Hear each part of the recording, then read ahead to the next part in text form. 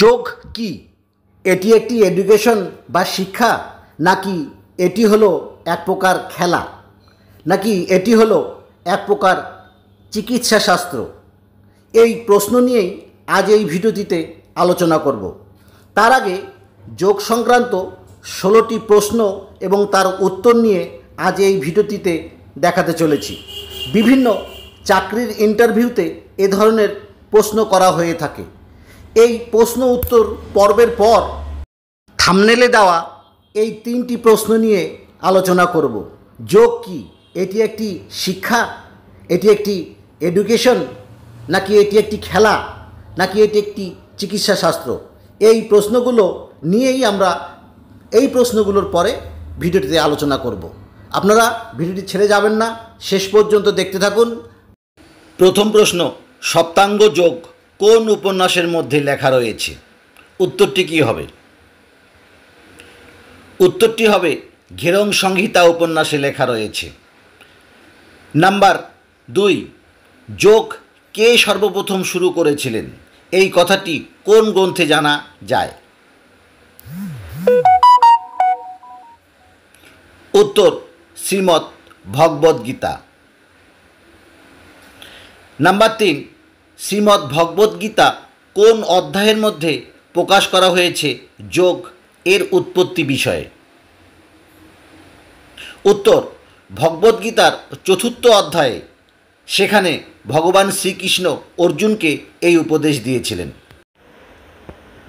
Number 4, হঠোপদিকা গ্রন্থানুসারে কে হঠযোগের উপদেশ দিয়েছিলেন?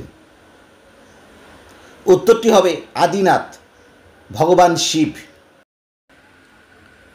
5 নম্বর প্রশ্ন, সিন্ধু সভ্যতার ধ্বংসাবশেষ থেকে যে সমস্ত জীবাশ্ম পাওয়া গেছে তাদের মধ্যে একজন যোগীর মূর্তি পাওয়া গেছে, সেটি কে? উত্তরটি হবে পশুপতি, ভগবান শিব। 6 নম্বর, শিবপুরাণ থেকে জানা যায় হঠযোগের প্রবর্তকের নাম, তিনি কে ছিলেন? উত্তরটি হবে আদিনাথ, মানে ভগবান শিব।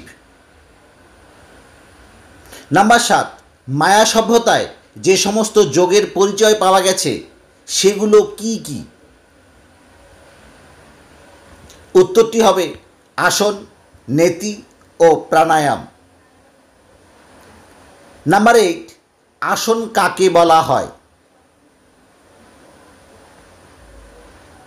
আসন হলো শরীরকে সুখী অবস্থায় রেখে শরীরের অঙ্গভঙ্গিমাকেই আসন বলা হয়। নাম্বার 9, নাককে পরিষ্কার করা বা শুদ্ধিকরণ করার যোগের ভঙ্গিমাকে কি বলা হয়?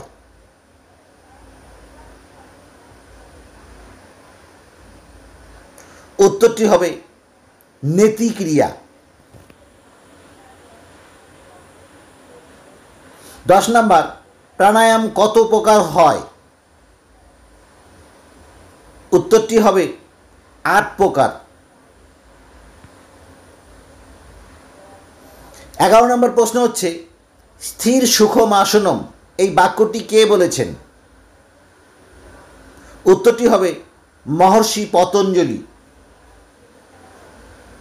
12 নম্বর প্রশ্ন, মাসিক ধর্মকে নিয়মিত করে এই রকম 2টি আসনের নাম কি? উত্তরটি হলো অর্ধচক্রাসন ও পশ্চিমুক্তা আসন। 13 নম্বর প্রশ্ন, কোন আসন নিয়মিত করলে স্বপ্নদোষ দূর করে?